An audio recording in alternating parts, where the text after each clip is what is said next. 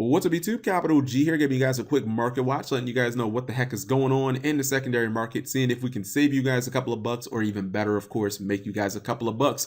So basically, the lowdown is that there are two structure decks causing some serious ripple effects and some serious turbulence in the secondary market. You probably know what they are. Obviously, the first being Pendulum Domination, the DDD structure deck that is going to be released this week. A lot of players are super excited because it basically introduces a fully competitive tier 1 deck for at least a couple of weeks until Raging Tempest comes out.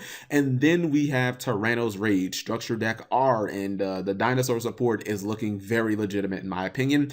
And the first card I'm going to talk about is number 38, Hope Harbinger Dragon Titanic Galaxy. This card is at an all-time high. It's currently sitting at $25 on TCG Play. Actually, $25 with $1 shipping. That's kind of irrelevant, but this card has never been this high. It's kind of crazy because when it first came out, I think a lot of people underrated it, and the card was like, it's like $3-4. Like, you really couldn't even give these damn things away. And it's even more interesting because you never see anybody run more than one Hope Harbinger. You know, even the decks that can make multiple rank 8s like in a turn, you just don't really see them play more than one copy. So I honestly think if you do need it for your DDDs, or maybe you're playing it in like Fluffles, because Fluffles can actually make it, yeah, it does kind of suck.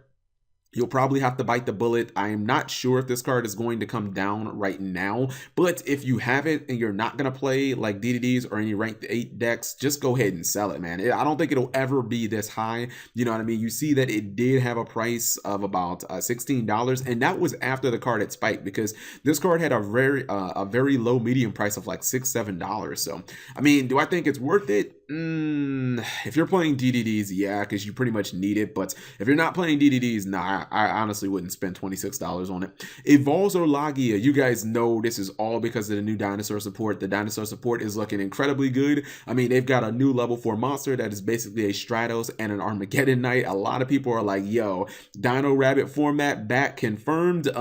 Now this card, Laggia, is sitting at almost $23 on TCG Player, and you see pretty much before the dinosaur support was revealed, it was like a fucking $4 card. I mean, that is incredible. The card is over quadrupled in price. Now the thing about Laggia is, and I would definitely tell anyone, if they have ultimate Laggias, just go ahead and sell them. As we get closer to that, to the structure deck R Tyranno's Rage release, maybe it will stay at this price, or the price could even go up, because you're not gonna find ultimate Laggias. I think Photon Shockwave was from like 2012 or 2011, something like that. But the thing is, guys, if you just get regular Laggias, like ultra rares, I mean, you can get them for basically $1. Like, is it really that big of a difference between an ultimate and, you know, an ultra rare? Like, it's not even a difference of a card being holographic and non-holographic. So there's no way I would ever condone spending that much more money when you can get an ultra rare for $1. But if you've got those ultimates,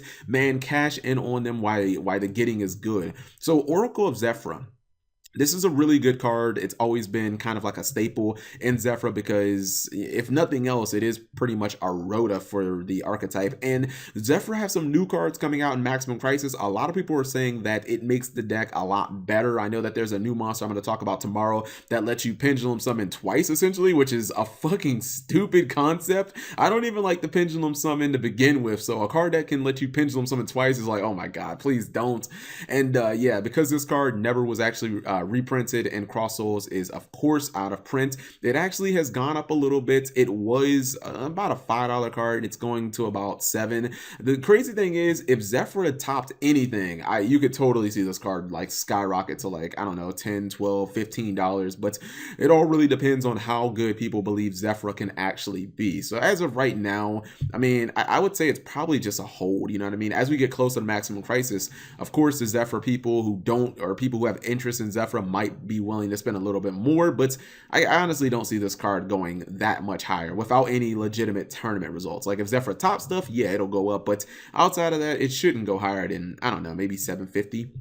Spiral Super Agent. This card to me seems like a roller coaster. Like it's always up and down. And I do remember like after the guy with Cyber Dragons ended up topping a regional, this card kind of skyrocketed. And I feel like with Spiral Super Agent, people want the card to just be better and more played than it actually is. You see, he was about $4. He's currently about $6.50. I mean, he's a good card on paper, and he should be kind of splashable because you can special summon him in a lot of decks that use level 4s. I mean, what deck can't use level 4s? He has that built-in MST, but it's not always guaranteed to go off, and Spirals as a deck aren't really that great. I think most people have just accepted that Spirals are never going to be any like top tier type deck or anything like that. So I think this is a lot to do with people wanting this card to be useful in a lot of decks outside of Spirals. But it's just weird because the price of Super Agent has gone up, it's gone down, and I really honestly don't know what so much, like I don't know what to make of Spiral Super Agent at this point. The Infernoids, you guys know by this point, Infernoids have kind of been trending up for the last couple of weeks. I think as we get closer to like YCS Seattle and Raging Tempest, the Infernoid stuff will actually just keep going up in price. In fact, the Vadi was like $25 at one point last week. Ultimate Rare Anukus are really expensive as well right now. They're currently sitting at about $14. I would definitely not pay that for an Anuku. I think with the Vadi, you're just going to have to bite the bullet because, you know, you look at Infernoids in Japan, they've been doing extremely well because of Lawn Mowing Next Door coming out of Raging Tempest.